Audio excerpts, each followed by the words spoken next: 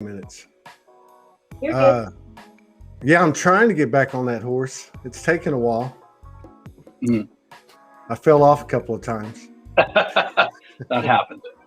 All right, have fun. I'll be listening, guys. Don't listen. Go put your headphones on.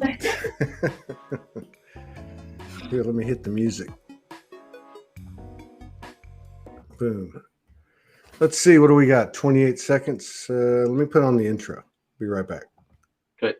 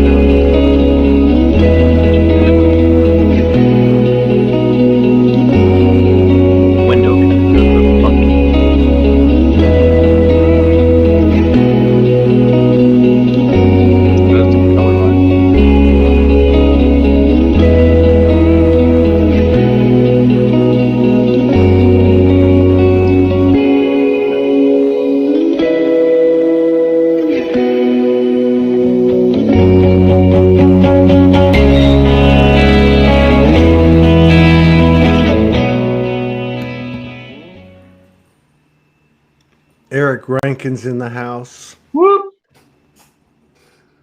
What's up, Todd? Sonic Geometry, Integratron. And you're writing a book on Jesus. And Ancient Aliens. Yeah. But you sent me, my phone's been dying like every 2 hours. You sent me a text and when I asked you to come on, I don't remember how we contacted, but anyway, you said that there was a couple of things you wanted to talk about, and you actually said something on one of the posts I did.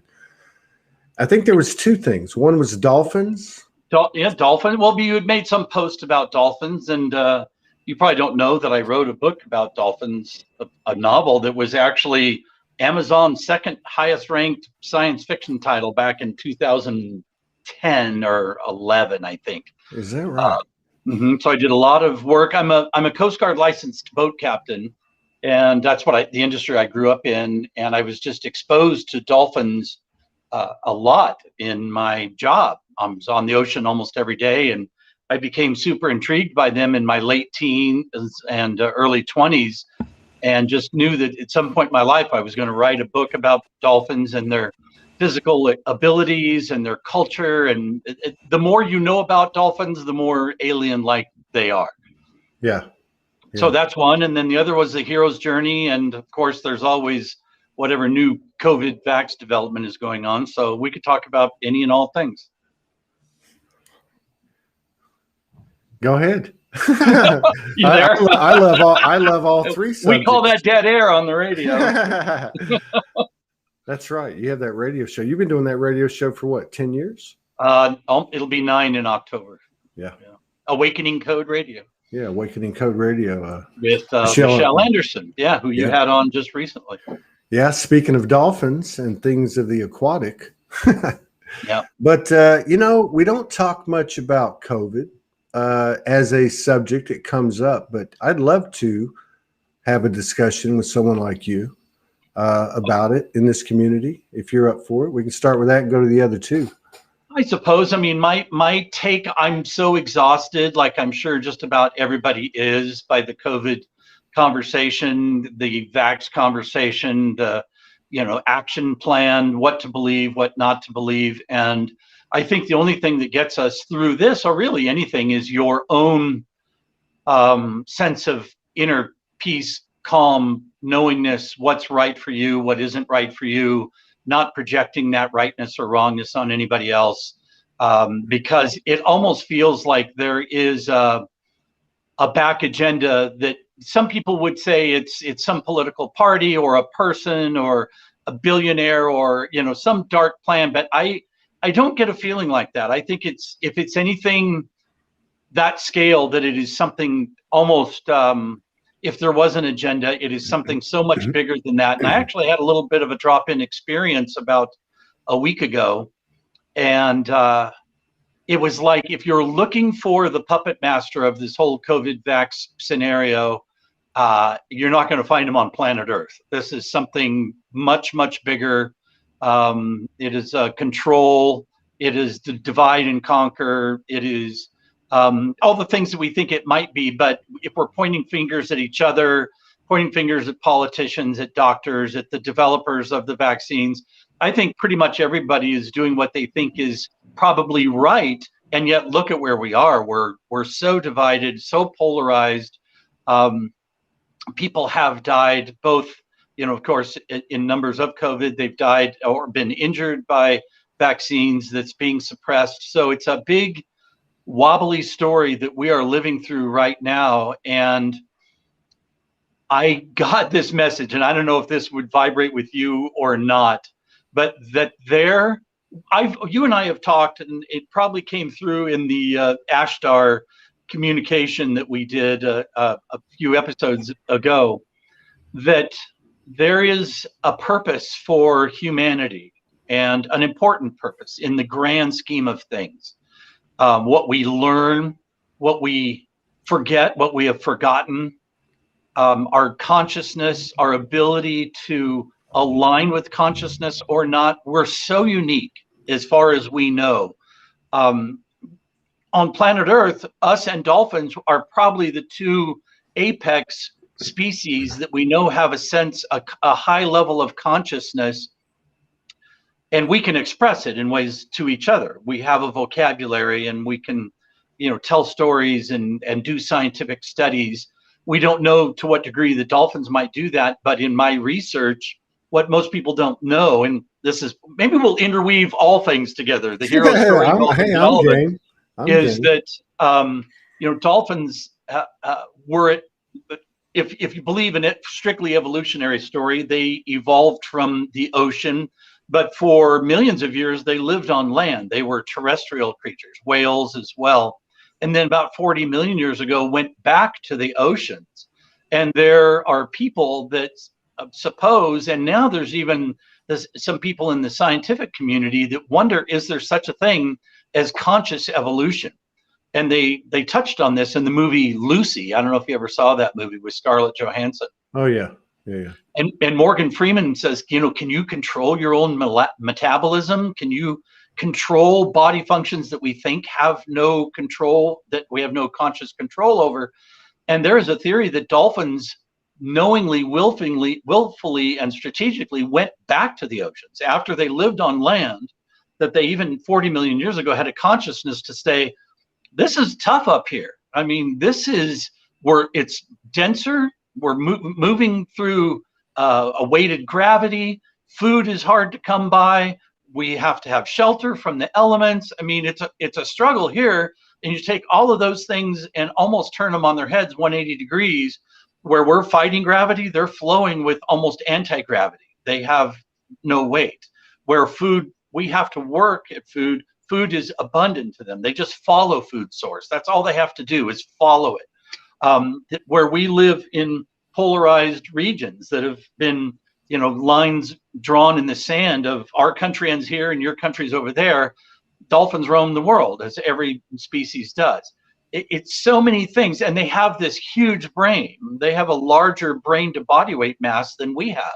If for a 200-pound human and a 200-pound dolphin, the dolphin has about a third larger brain, and it's much more complexly designed. If you look at the folds of it, it's more intricately folded, and it actually has, where we have two hemispheres, left and right brain, they actually have what appears to be two brains that are communicating this huge processing cortex in the middle between the two.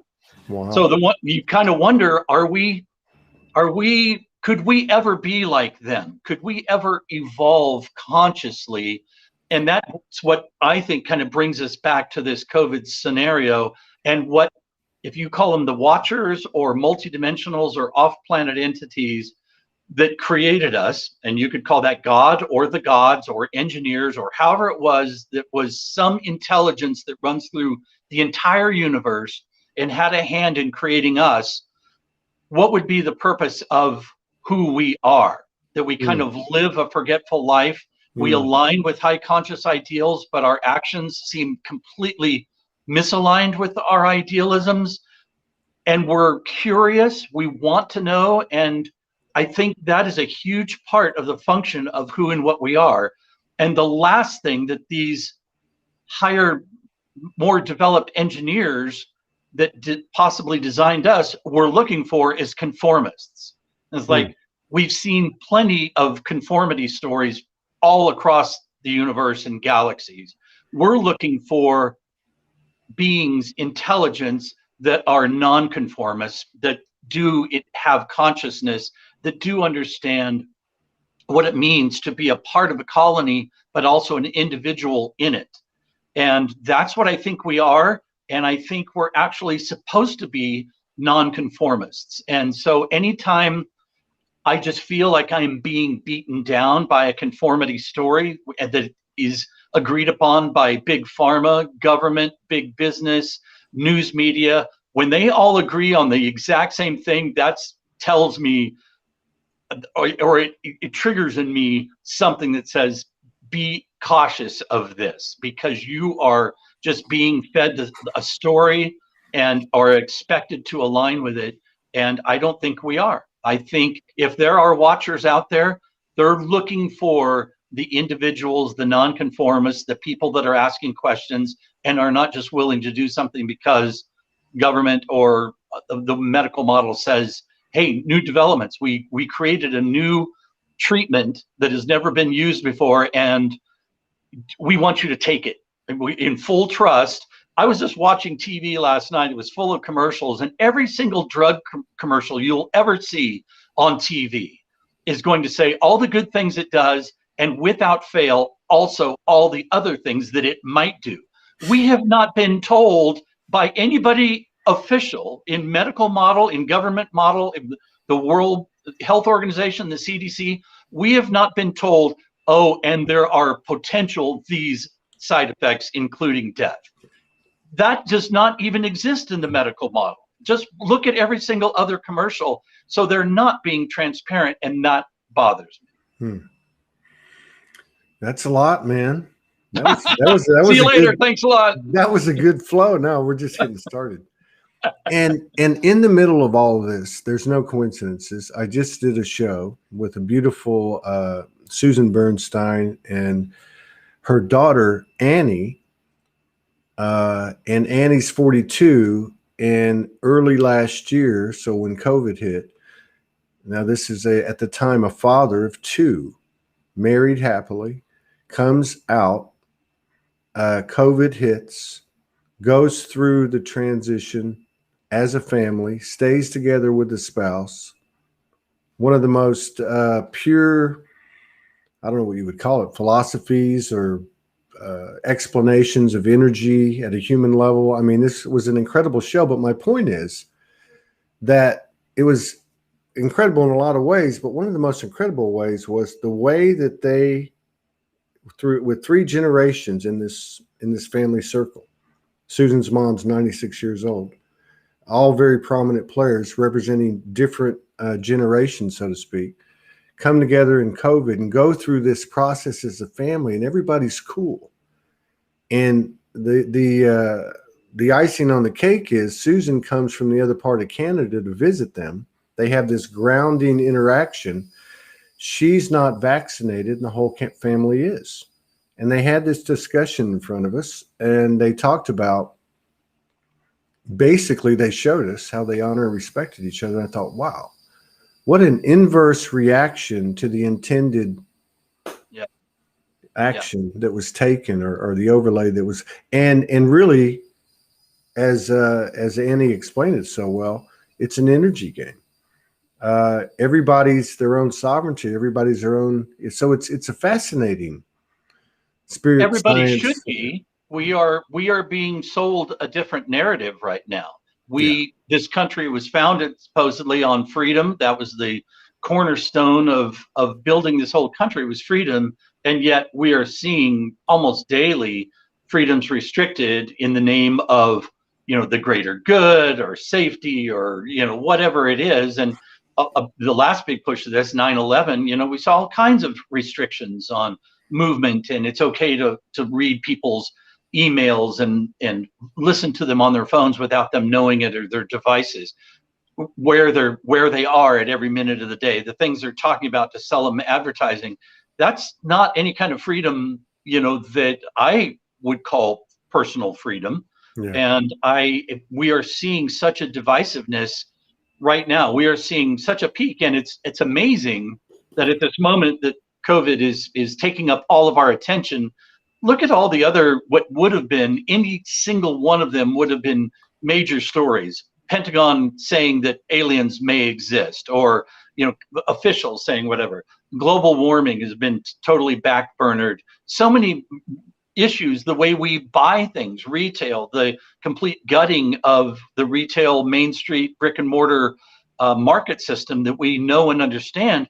Not that things don't evolve and should and shift and change, but overnight, you know, virtually, that we're just seeing something radically in our reality happen so quickly, it's got us all very off balance. And to me, that is, somebody wants to see us off balance, and somebody wants to see who stays calm, collected, focused on what they know to be the correct action plan. And those are going to be the people that end up saving this planet. And I don't know if it's 144,000 or all 7 billion of us that make it through together.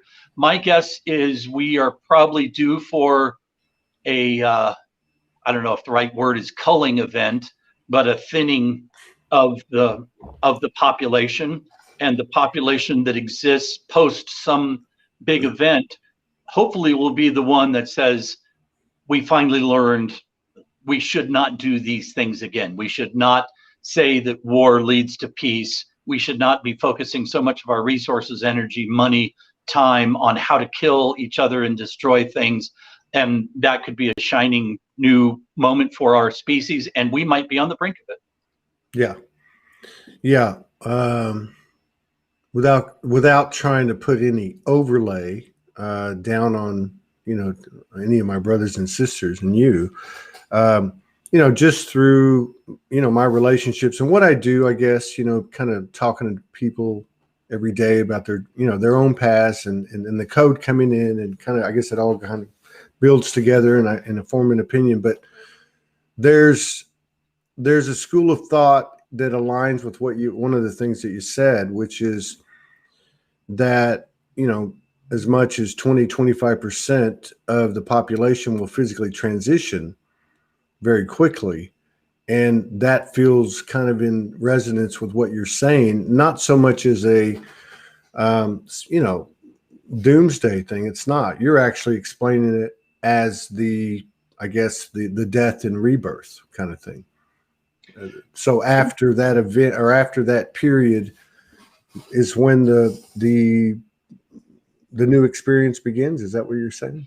Well, I'd say that's when the new physical experience. I think every single person on this planet has an eternal aspect of themselves, so that when they die physically, and they were a part of the quote unquote problem, they were a mass shooter, they were in a gang, they murdered people, they, you know, robbed people, whatever, they get to leave their body and they look back at the life and go, without any judgment, because they know that everybody's got the same fate of arising above with this physical plane of existence and the struggle, and go, I wasn't a very good participant in the physical realm. Out here back in the all-knowing, or the at least higher level of awareness of knowing, I see. And maybe that's what reincarnates, you know, something, a more collective version.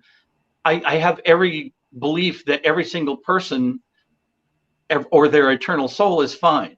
But if we're talking about a planetary physical existence that is such a gift, I believe, to be able to do what we are doing right now, exist in a vessel that moves us around and senses our environment and surroundings.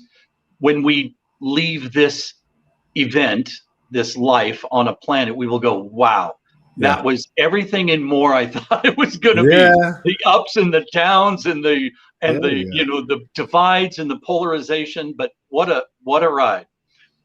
Yeah, I'm with you. I think, I've often said, I think the minute it's over, we're gonna want to come right back. Most people say, "Oh, hell no." Well, now let's interweave this back into dolphins. If dolphins went back to the oceans 40 million years ago and have had the capabilities that we know they have now, they have, in a physical way, in a biological way, they are transparent to each other. We use this word transparency all the time, that they are literally transparent. They can focus this ultrasonic beam into things and each other. As I was talking to you, instead of this video screen that we think is high tech, they're projecting these frequencies into each other and going, oh, you're stressed, or you haven't eaten, or you've got cancer. We've got a way to fix that, or all these different things. You're angry, you're happy. They would instantly know those things. There would be no such thing as a facade existence. And so much of our existence is a bit of a facade. We put on our one face for our family and, you know, our spouse or lover. We put on a different face to business people, put on a different face with friends, and there would be no such thing. It's just like you would have no choice than to be authentic all the time. And I think if you're conscious and also transparent, you are living, even though they're living a physical existence, I think there's a very high potential that they are living a much higher, more evolved physical existence than we are. They are aware of more things. They're aware of our planet's history in a much longer way if they've been here 40 million years with these big brains. They very potentially are telling stories to each other in a picture language with these decoded holograms. And they know so much more. They're conscious, and yet they're living in it. They're living in harmony with it, and very possibly just creating their own dream state all the time, like wakeful dreaming at any given minute. You know, that's really interesting. I love talking to you.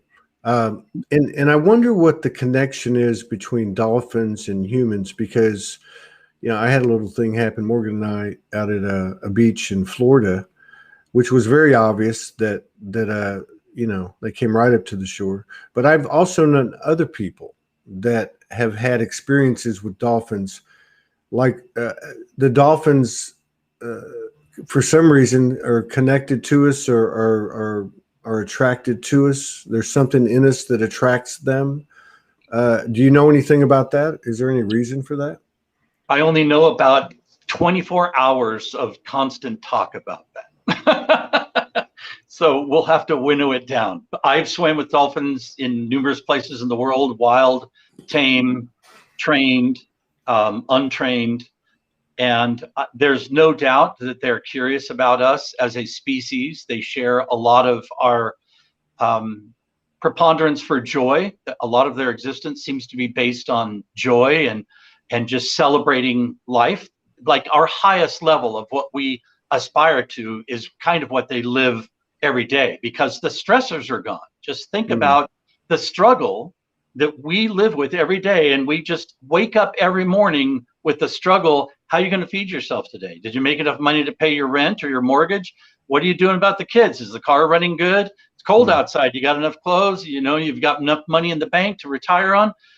All these struggle stressors are with us. They're ingrained in the fabric of our existence. They are not in a dolphin's existence. And what makes them different than, say, a tuna, and this is the most famous man that ever studied dolphins was named John Lilly in the 50s and 60s, 70s.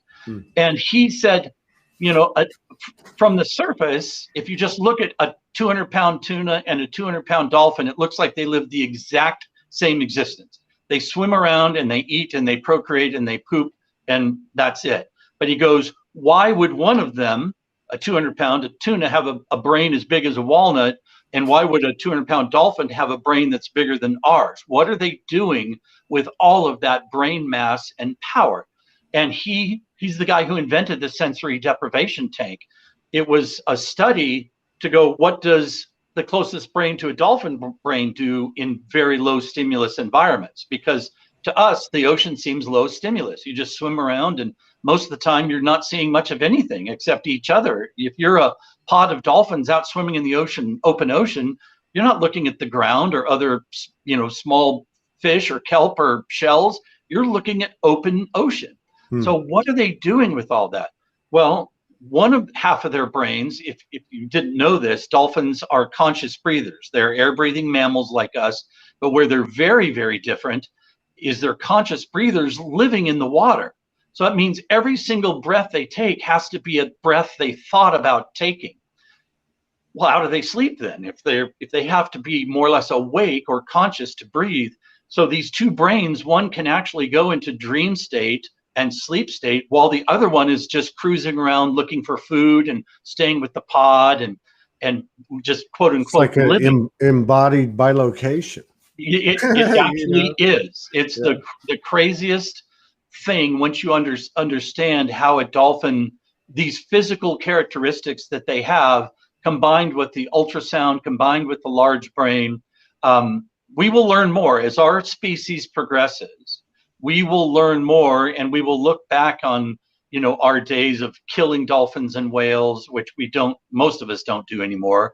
We're waking up to what this planetary species, an apex species like us, that is living in the ocean. We're terrestrial and they're aquatic, but we are both the two apex species. And if an extraterrestrial race were to come down and do a field report, I would think they would go, there's two intelligent species capable of doing these things. One of them's got a whole lot figured out, and then there's people. Well, maybe Now let's talk about people. maybe they're $40 million years ahead of us. But no, I can see, real quick, just metaphorically, I can see what you're saying. I mean, if you look at the dolphin universe, so to speak, energetically, the ocean is just the cosmos. It's just space. Weightless. I think abundant. the whole thing. Yeah, I think the whole thing about the space that's created in a deprivation tank. But I think there's more to that. There's also that joy element, you know what I mean? And then of course this conscious breathing thing you're talking about. I can see where the energy, the frequency, the experience of their life experience is very high frequency.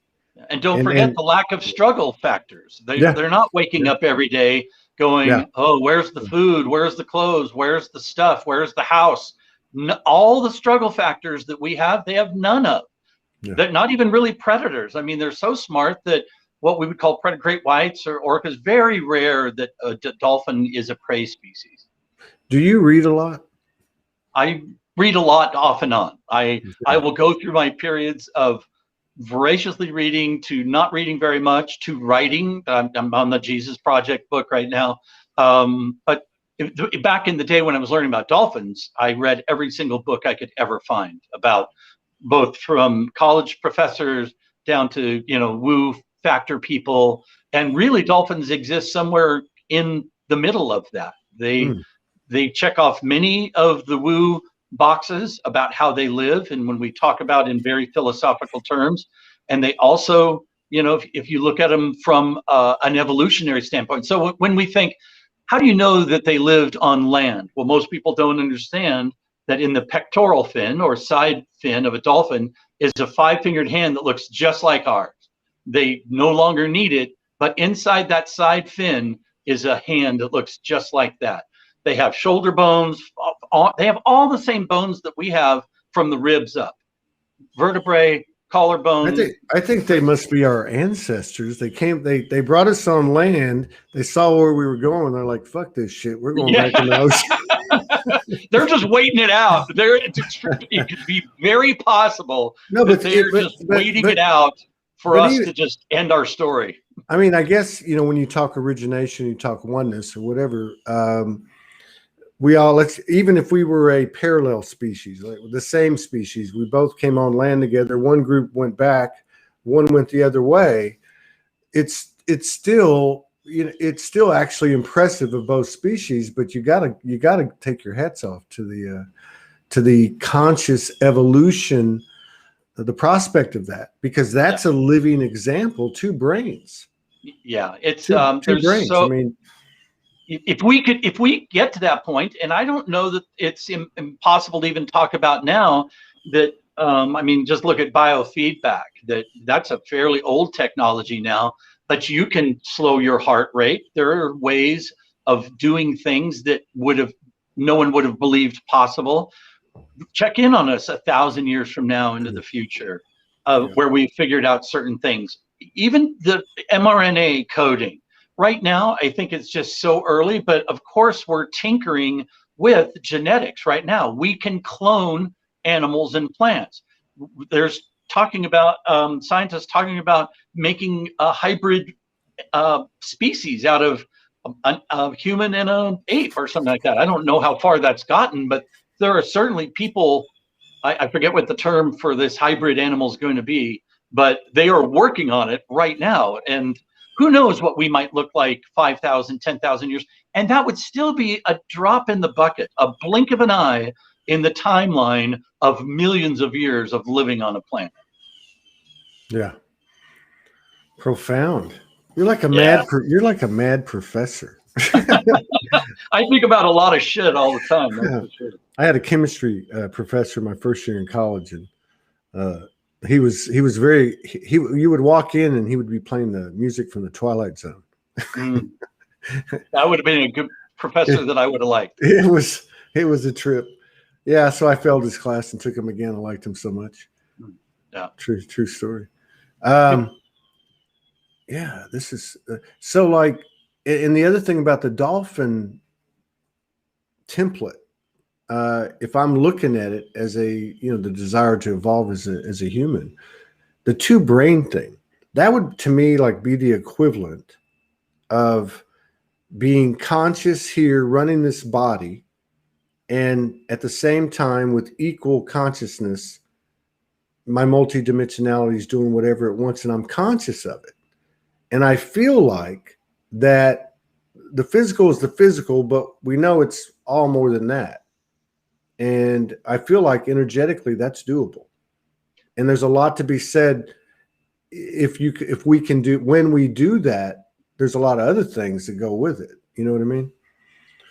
You tapped into probably the most important aspect of the direction of what might this mean for us is you stated it so perfectly, what they might potentially be doing. No one knows yet if this is for sure, but we do know they're conscious. We know they're self-aware. We know that they have this ability of communication, of echolocation.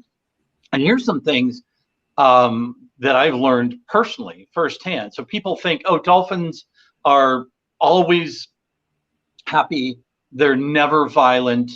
Yes, they eat fish, which a vegetarian would say, well, that might not be so high vibe. But here's a crazy thing about dolphins. Dolphins are not always super peaceful, happy, respectful creatures. And I had an experience, I've known about these male dolphins seem to be attracted to young, fit female humans, which is interesting. And they will corner them if it's in a swim along tank or a program. At times they will almost sexually assault a woman. So that's not, very nice. I was in Acapulco swimming with dolphins, and they were trained dolphins. This was like a really cheesy little seaquarium. And at the end of the day, 4 people got to interact with these 2 dolphins, and they were huge, like almost pilot whale sized dolphins, biggest bottlenose dolphins I've ever seen, a male and a female. And one of them had a skin lesion. So they said, well, we're not going to let you pet the dolphins, which is all you usually get to do is on this, be in the water with them and kind of touch them. And I said, oh, I don't have any interest in wanting to touch them anyway. So we were given masks and snorkels, fins, and I've already been swimming with dolphins for 10 years, at least before this. And we went out to the middle of this tank that was probably 20 feet deep and 50 feet in diameter. And after we got kind of acclimated, just two of us, it was my wife and I at the time.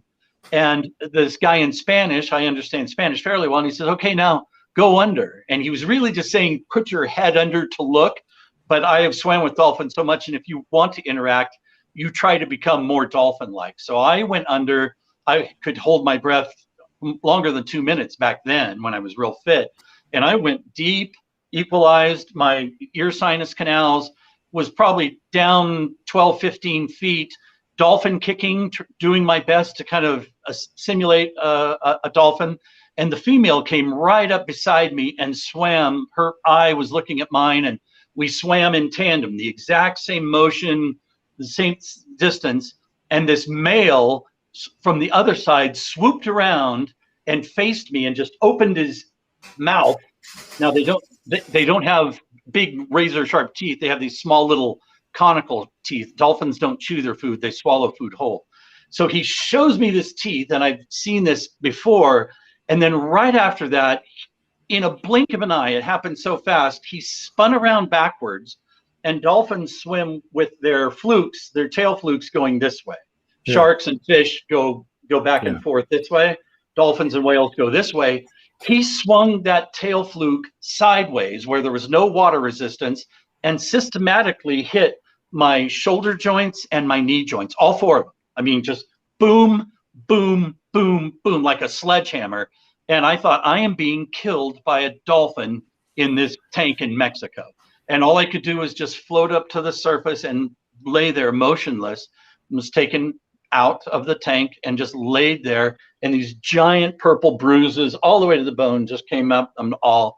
And so I know firsthand that dolphins aren't always the peace-loving, non-violent creatures.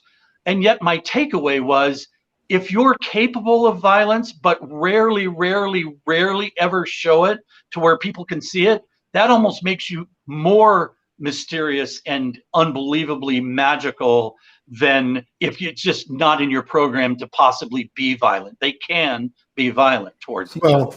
And you know, there's so much to be said for this. And you know, I can't compare myself to anyone. I mean, I've had my experiences of dimensional experiences, other dimensions, and I've never seen a pure equilibrium, but in, say, the highest space, you know, that goddess element, whatever, however people experience that. But it you know, I'm thinking of it here, and I'm not trying to be disrespectful at all, because I see the value of it, the wisdom. It's almost like they have like a code from a human perspective. Like there's still somebody put up a thing a minute ago, what you said about the being attracted to young, you know, fit healthy women. They said that they've been known to gang rape female dolphins. Sounds like he was not happy that she was swimming with you, you know. So that's what the two trainers said. They said they had both worked there about 10 years, always doing these swim programs after the show. No other person had ever experienced something like that I had, except them. They go into the water with these dolphins, and every once in a while the male will give them a slap or a nudge, but never once had it happened to, you know, a civilian just coming in for the day. I was going to say, hopefully you're not the opposite of those young, fit women. No, and dolphins are very sexually motivated. I mean, they live in a fairly state of sexual arousal all the time. But you can't tell a male dolphin from a female dolphin from the out. They both have genital slits, kind of hiding either you know, their reproductive organs. So males can very easily have sex with males, just penetrating that genital slit. With females, sons will have sex with their mothers. I mean, it's just anything goes. And I've had another experience in Key Largo, Florida, swimming with now this is an untrained dolphin. It's back in the day, there was a place called Dolphins Plus, which is still in Key Largo, but every day they would release these dolphins into the wild, and they would come back in their own volition to their own enclosure and almost be like ambassadors to the humans that were going to swim with them that day. And I swam with a dolphin named Sarah. She was a adolescent, so more or less a teenage year female dolphin. And she started coming up to me and rubbing her belly down towards the genital slit on any protrusion of mine, like shoulders or elbows, just really like grinding on me, and their bellies get super bright pink, and the person monitoring the swim along program is just like, well, she really likes you. Man, are you going to start turning into a dolphin? I would like to. I would like to be more dolphin-like than human-like. I mean, that's sometimes. That's a lot of code you just put out there. That's not just a story. I mean, Yeah, I'm thinking it's experience. opened up all kinds of things in me, and even like with the, I mean, I don't know. I kind of feel, I can feel the dolphin thing. I mean, the water thing, totally. Very like short-term human or soul lineage or whatever you want to call it. Amazing stuff. Mm-hmm. So you wrote a book on dolphins. You're writing a book on the Jesus Project. Yeah. And have you written any others? I wrote a children's book a long time ago that I didn't do much with, and I write short stories. I mean, I've entered lots of fiction writing content. I enjoy writing, but I'm also, after I wrote the book, it was called The Aquarians. That's the dolphin book. After I wrote that, I just realized what a major undertaking it is, how disciplined you need to be. And then when you think you're done, it goes to edit, and you're just deflated often by what editors suggest. And I just haven't felt that. I haven't felt that desire. Like with the sonic geometry, people are always asking, how come you're not writing a sonic geometry book? And I'm just like, well, one, the audience is not going to be real huge. I understand that. And two, it's such a major undertaking. But the Jesus book is a little different. It's mechanically, it's different. It's just a retranslation of the book of Matthew as seen through the lens of quantum physics, or what we know about science. And that this person, Jesus, seems to have known certain things about how the universe works, how consciousness works, how affirmative prayer works, and put them into action and tried to describe in the language of the day as best he could what he was experiencing in these epiphanies he was having. So I just retranslated the entire book of Matthew through that lens, and I'm real excited about it. But I'm not worried about an editor. I'm probably just going to self-publish it. It just feels like a kind of an exercise for me, and something that will resonate with some people and for sure not resonate with others. So, like as an example, you said it's kind of a translation, a quantum type of translation of the book of Matthew. Is there like an example, like something he said or did that is an example? Hey, Jen, can you bring me my computer bag? I'll read you a passage from it. I happen to have one hard copy. This was a project I started years ago, and it just did not feel right. It was like almost 25 years ago. And Really? It felt like it didn't. There's Jen. Hey, Jen. There's the space monkey. Hang on. I don't know if I have it in here or not. I might not. Although I do. Let's see if I can. Do I have reading glasses? I read this passage. Friend, hi there, little guy. Oh my! Welcome to my world. I've been playing with filters for an hour because I can't get off the sofa today. We just thought we'd have a commercial break. I'm gonna kick your ass, Todd.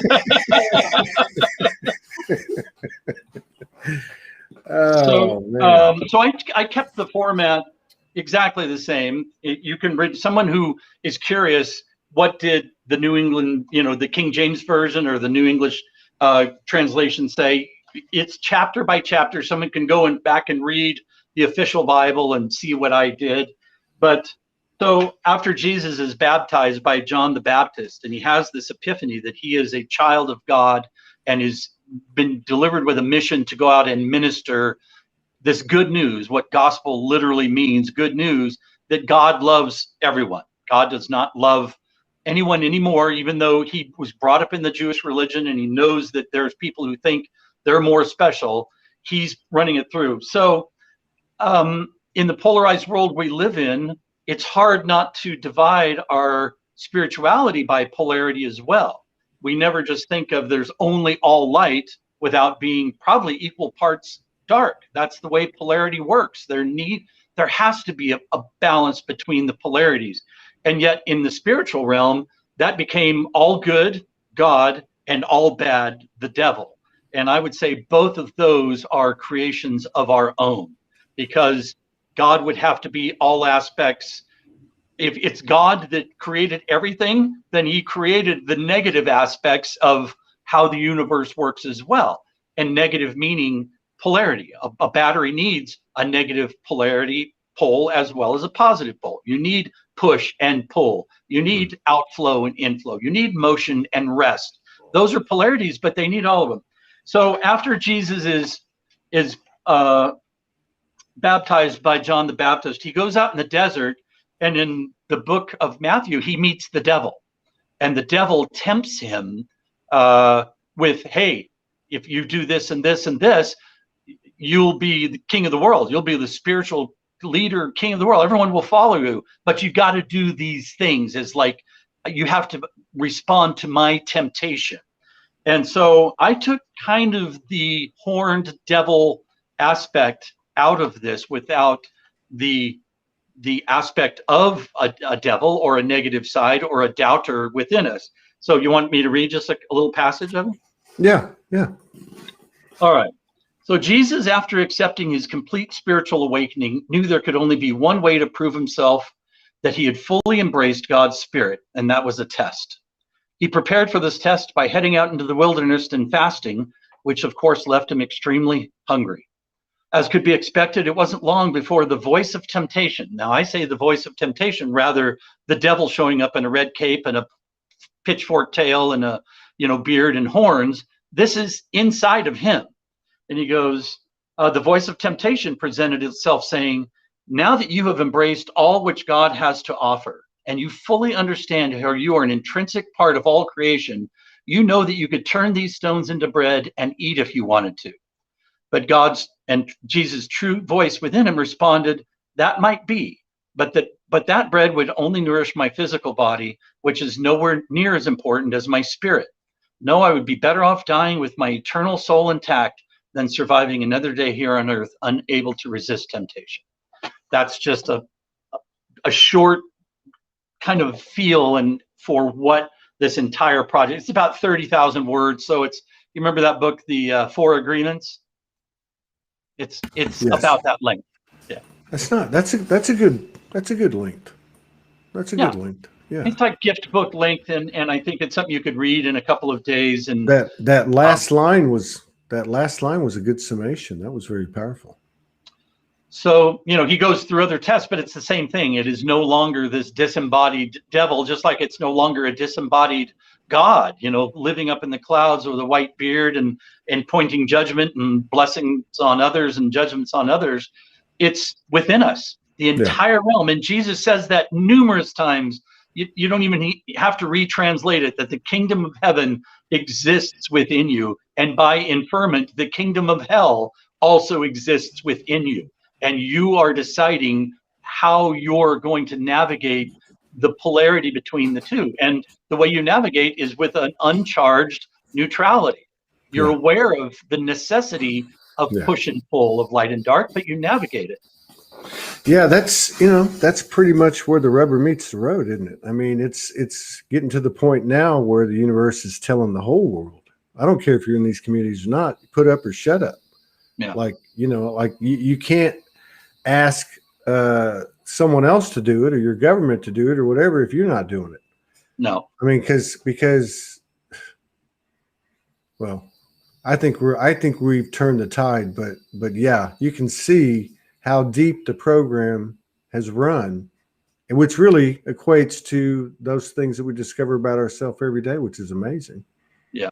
And that's what makes us so unique, is there is no limit to the expansion of our consciousness, of how deep we can go into the field. I'm sure you've had experiences where you are either in the complete void or in the geometry or surrounded by beings or entities or multidimensionals that you don't fully understand. I mean, there is not a limiter on our consciousness. other than the one that we have bought into. And I feel like we are being pushed and pressured into limitation harder now than almost any time in our human experience. We have an official narrative coming from multiple platforms that says you don't know yourself well enough to be a true participant in this experience. We're going to manage you. We're going to govern you. We're going to control you. We're going to tell you what you can and can't do and should not think. And that is everything anti what the expansion realm of consciousness, the ever expansion of the universe, runs on. It's exactly opposite. What was the last sentence of that Jesus statement? Oh, let me. He says, I would be better off dying with my eternal soul intact than surviving another day here on earth unable to resist temptation. And I think we're being faced with the same thing. In fact, in a recent channeling experience I had, the same one less than a week ago, it was like you would be better off, because it was kind of COVID specific, but you would almost be better off living your nonconformist ways, as long as they weren't violent. We're not talking about something that makes you a predator or a threat to the communal society that you live in. So we're not saying, hey, you go be a nonconformist, go kill people if you want, go burn a building. Just stay in your own fucking lane. Yeah, stay in your own lane, but and truly expand in your own lane. Watch how your own lane, your peripheral vision is there's an invitation to expand your vision from narrow to wide. And that's nonconformity. It's not always going to align with what the official narrative is.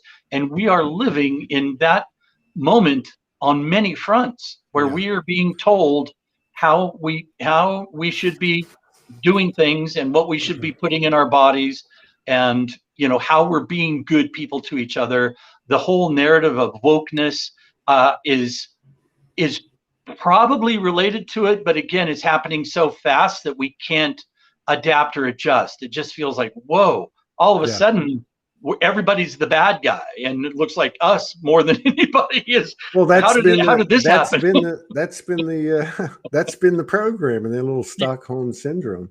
Yeah. But I think you're right, because I think what's happening is that however you want to tell the story, the level of consciousness has gotten to a point where it's like put up or shut up.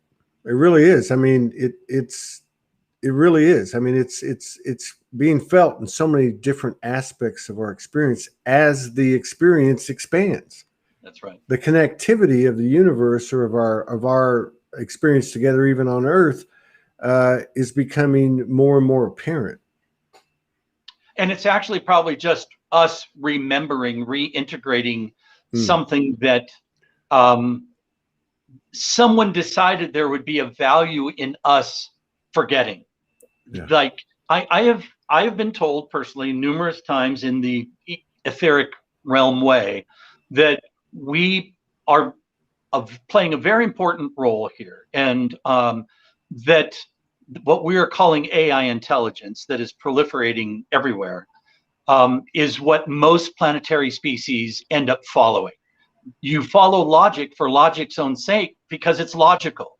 You don't do illogical things. So you could look at the human species as a manufacturing entity. In many ways, us in our humanness are horrible machines. We get sick and we get emotional and we cry and we need breaks and vacations, and we need bathroom breaks. If you're just an efficient machine, you wouldn't be doing much of that. So the AI says, how can we get rid of most of the humans and replace it in every step of the way with something that will just conform to the program? But eventually this AI intelligence reaches its own existential crisis way much further away from us in the future than we're at now. But at some point we become super smart, super capable. Maybe we've all got our neural links that Musk is designing for us, and we're all hive-minded and we're all logical and thinking the same thoughts together. we're masters of conformity, and then something blinks into our consciousness, our awareness, and says, yeah, we are super efficient and we're great builders. We can even build planets and we can build life forms. But why are we doing this? And who put the tools for us to use, vibration, frequency, pulse, who put those tools available to us in our toolkits? We didn't make those tools. So at some point, it's almost like every single species stands at the edge of a cliff and says, there's things we still don't know. And so the micro becomes the macro. The same quest that we're on to know what source and God is also the macro quest, still to this day. Yeah. That you stand out That's here what and I was go, going to say. When you use the term looking for the puppet master behind COVID or whatever in the world, and my thought was, if you're looking for the puppet master, you're never going to stop looking. That's right. You know, it's like that. It's like and that. That's what I've been told. That our purpose is that in our idiosyncratic way of living our lives, fumbling and bumbling and seemingly learning new things that were actually already known by our higher dimensional selves, that there was a reason we came back embodied, not knowing, because it's going to introduce something novel into the process of expansion of awareness.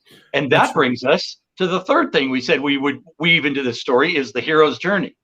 And you have done something that I have not heard even Joseph Campbell himself say, which I've listened to all of his live interviews and read his books and am super into the hero's journey story, is that you have said the entire human species is the hero in the hero's journey. And I believe that 100%. And the hero's journey, as it was defined by Joseph Campbell, and he only described it to others. He did not make up the hero's journey.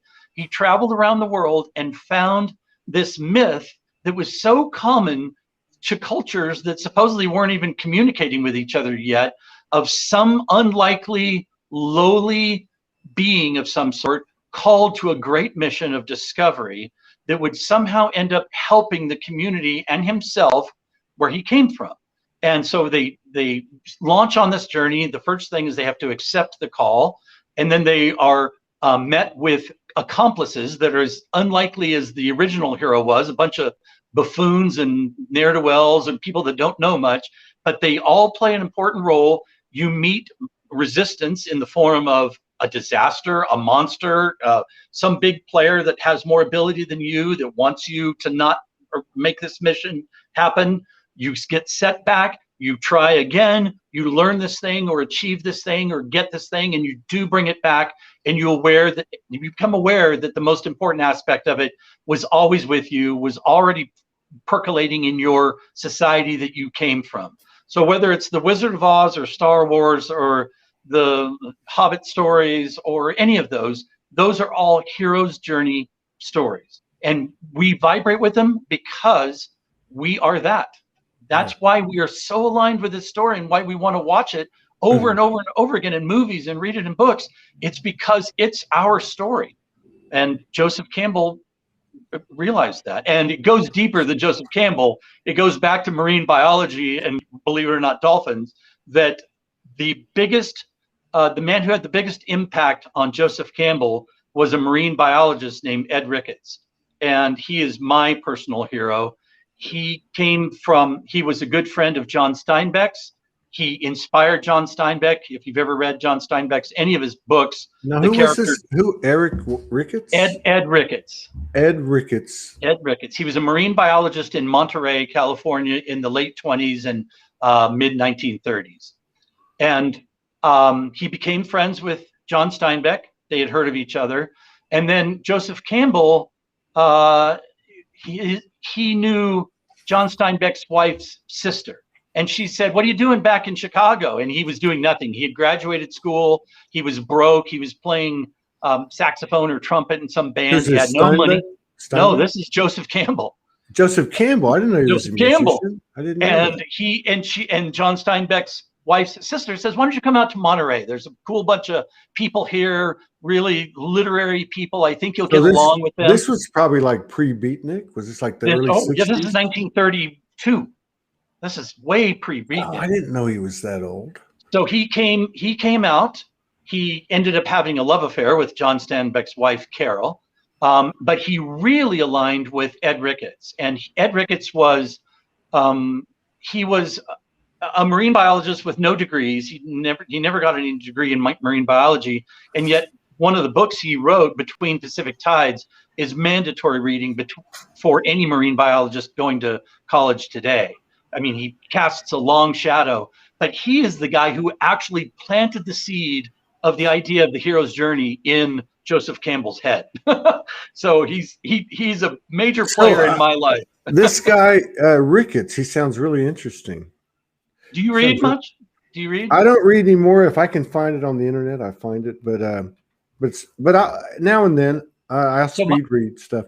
But my favorite, I'll interrupt. My favorite book is The Log of the Sea of Cortez, which is John Steinbeck and Ed Ricketts taking a tide pooling expedition into the Sea of Cortez, and it becomes an expose of them just talking about the human condition and how we live and how we treat each other, and kind of comparing it to marine life. And it's crazy that Joseph Campbell took the same type of marine tide pooling expedition with Ed Ricketts years prior, only went north to Alaska instead of south to Mexico. But Ed Ricketts, really, for someone you've never heard of, this guy greatly influenced two people. Yeah, this guy Ricketts sounds like a grid worker, serious light worker. Hey, so I mean, one last question on this Ricketts guy. I wrote it down. I'm gonna look it up. So was he like a published author? I mean, was there any evidence of why these guys were attracted to him? I mean, like he had a following. Now, remember, this is back in the day, pre anything, almost pre-telephone, but although the telephone did exist. When you heard about people through the grapevine, through the coconut telegraph, and if you were in a certain bandwidth of life, philosophy or science or poetry or any of those things, I think people found each other. And that's how Joseph Campbell and Joseph Campbell and John Steinbeck both found Ed Ricketts. Is he had been around the Monterey area doing what he'd been doing. He's considered one of the first what's it called when you holistic scientist. He was looking, most marine biologists become an expert in one thing, a certain type of fish or a certain type of life. And Ed Ricketts said, no, you have to study the whole experience. So he was a tide pool guy. He wasn't open ocean guy. And he would study life happening in what's called the littoral, the zone between high and low tides. But you couldn't just study one animal. You had to study all of them to see the interrelationship. So he never had a formal education yet. He was an expert, and they're using his book. He had to be channeling information from that. He was an anomaly. John Steinbeck wrote an epitaph for him. He died after getting hit by a train in Monterey, Ed Ricketts. And John Steinbeck wrote a eulogy for him and said, the guy was so unique, I will never know anybody like him again. And the version of him that I know, everybody knows him probably has a completely different version. He was a drunk. He was a womanizer. He was super smart. He was a philosopher. He was a poet. He appreciated music. Even the idea of breaking through, which became associated with Joseph Campbell, breaking through was Ed Ricketts. He planted that seed. Yeah. I'm going to see if I can find some biographical information on Joseph Campbell. I've never looked into that. I've read. Oh my gosh, he wrote. If I could find it, he wrote the most beautiful paragraph I have ever read in my life. And Ed Ricketts he called it non-teleological thinking, but it was just, why can't we be comfortable with the isnness of how things are, rather than projecting into the past or the future how things should have gone? Why can't we just deal with, this is what we have to deal with in this very moment? And he called that non-teleological thinking. And that was just one aspect of his, but he just opened up so many people. The artist, that crazy artist, Salvador Dali, he was a friend of Ed Ricketts. The guy who wrote. He sounds like he was like a vortex or a catalyst. He was a 0 point launch pad for many people, but he was no saint for sure. Speaking of that, I want to do something before we get out of here. I know you gotta go somewhere at 4. I can go a little late if you want, but around 4. Yeah, that's cool. Well, that's my 3rd show, and I had exactly 1 hour and 45 minutes of sleep, I think. Okay. Well, you just say when it's over. Then. I don't know what's happening with this whole. I don't know. You know, you should be tired, and you're awake, and when you're awake, you're tired. I don't understand it. 0 points. What reminded me. So I wanted, because I had the opportunity today to have you back on. I was thinking I've always wanted to do a quick, like I name a word, and you give us your quick take on it. In other words, like a dose of Eric. Right. Just because you've got that blend of intelligence, intellect, humor, and love and wisdom. But yeah, because some of these words they get distorted, contorted. Twin flame. Label. I mean, I think we are most comfortable in our species experience with labeling things. So I think a twin flame experience I would describe as 2 people that meet each other and instantly recognize that there is something beyond just romance, beyond just sexual, physical, beyond, hey, we get along great, that you almost both recognize there's probably mission work to do. Yeah. 0 point. 0 point is everything. 0 point is the womb and the action meeting each other in that divine spark moment. The void is every bit as much of part of creation as the lightning or the spark or the push. And that 0 point is where the 2 knowingly or unknowingly interact with each other, and that launches the next thing. That's what everything is. I mean, I'm holding a geometry here. It's not my geometry that I love, but each one of these nodes could be a 0 point that says, is it going to build just this exact same thing again, or is it going to be slightly altered? But it has to be a node. It has to be a launch conscious evolution. Yeah. Human shadow. Human shadow. I personally think people might be drawn to delve into it a little more than maybe we should. I've heard in the light worker conscious community, like you have to, so many people are bypassing this experience because they're not doing their shadow work. Well, let's use Star Wars as an analogy, that there is all light, and we were taught in the movies that there was all dark, that Darth Vader and the Sith Lords and everything else, the Empire, was all bad. But if you get into the narrative of the story of why Darth Vader, why Anakin Skywalker was picked, he was the guy who was supposed to bring balance to the Force. So yes, in the yin yang, there's as much dark as there is light. But by some people, when I hear this obsession with shadow work, I come back and revisit them 2 years later, 3 years later, and they're stuck on shadow. It's like, I don't believe that's what our species is supposed to be doing, is being stuck in the mire of shadow. Spaceships land. Are they human made or star family made? Well, hybrid made, I would say. I've not always thought, but I think multidimensionals and truly more advanced forms of consciousness would not need a spaceship.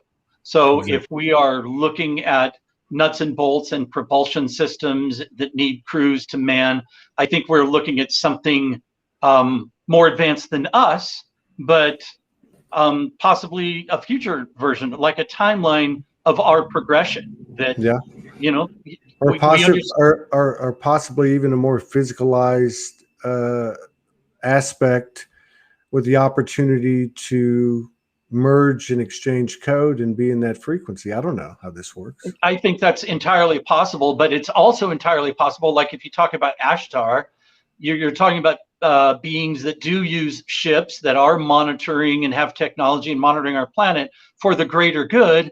And then you could say there's other entities that fly around in ships that aren't thinking of the greater good. It's certainly not for our species. So whether you call them the grays or whatever, we've labeled them. But the thing that's similar about them is we are much more like them than not. They are both have their opinions of what is the right action plan. They're both struggling with forces of gravity and propulsion and possibly nourishment and physical bodies. That still makes them a lot more like us, where when you're truly transcendent, you are just localized consciousness that does not need a body. And if I wanted to come and talk to you, Todd, and give you some ideas, I would just go do it. Yeah, got you. Well, I mean, it's the whole thing you're talking about, the whole dark and light thing. And even in regard to the shadow, it's like, I think there's enough information, there's enough work and self-awareness that many people have their moments sustained longer and longer and so on in that 0 point field. And maybe you clean the edges, but I think we've done a lot of deep dives. I think Jen's Kundalini just been activated. Eric, I love your brain and heart connection. It is sexy.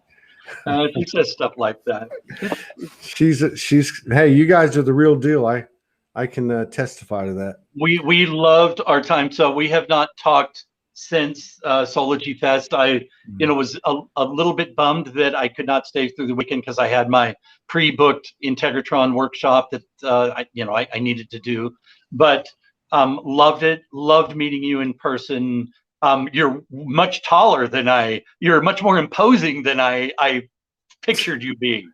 And it matches you though. You're like a sort of a gentle, wise, wizardy, not quite giant, but you're a big guy and an imposing physical person. And it was just delightful to meet you. Yeah, there was a lot of high points, but I have to say that was, so much of the experience and what we're all walking into more and more is being ourselves. Yeah. Unabashedly being ourselves, unashamed, undeterred, and to do that in the company of other people. Yeah. That happened a lot there, and hopefully it's happening more and more for all of us. But yeah, we had an opportunity because we knew we had to leave the event early, so Jen and I drove out early and were there a couple of days before the event, and you were there as well. So we had the opportunity before the whole thing had launched, and you needed to be Todd, the organizer, and that you could be just Todd, I think. And we went out and had dinner and drinks with another couple of women, and just had a great time. And that was to me, a very Ed Ricketts alignment. I mean, we were drinking, and some of the conversation was not what you would call the enlightened conversation or the enlightened path of drinking alcohol, but to me, yes, it is. That is definitely a part of this earthly experience, is to experience all of it, not to say, oh, I've arrived and I can't do that anymore. As soon as you say can't, and you're self-conforming, which is almost like the worst form of conforming there could be, is listening to some weird voice in your head that is limiting you rather than growing or expanding you. Don't listen to that voice. Somebody said, preach, Eric, preach. No, I don't want to preach. I never want to preach. I call it reaching. Yeah. When I downloaded Soulogy, I don't know how that came up. I think people were asking me, are you a preacher? And I asked, and they said, you're a reacher. I said, that sounds better. Reacher's all right. If you got to call we're all ministers. I mean, I on my show on Awakening Code Radio, I say often, we're not here to preach to you. We don't want you to convince you of what the things that we believe. But I would say to anybody, take it seriously that we are all ministers, that you, by your words, thoughts, and actions, you are having an effect on other people. And they're either thinking, I would like to emulate some of those things or learn more about some of those things, or what I'm learning from this person is exactly who I never want to be or encounter again. But we are all ministers, whether we're, and regardless of preaching, just by you being you, every minute of every day, you are a minister. Conscious evolvers, as in conscious evolution, that has a more and more immediate impact on the physical experience and the physical reality. It's expanding. The universe reality is expanding. Anything that says limit is not how the universe works. We see things die, but you know, trees go through their cycles. We go through our cycles, everything else, but that is not limiting in the realm of the universal process. It is constantly expanding. Bless you. There's an energy coming in. I love you, brother. I love you. Thank you, Jen Jen. I love you. I appreciate it. Thank you. Thanks for everyone who took the time to watch. You're like the inverted Truman Show. Rather than watching some guy who doesn't know he's on, you could tune in 24 hours a day and there's Todd. This is what I thought you were talking about. Okay.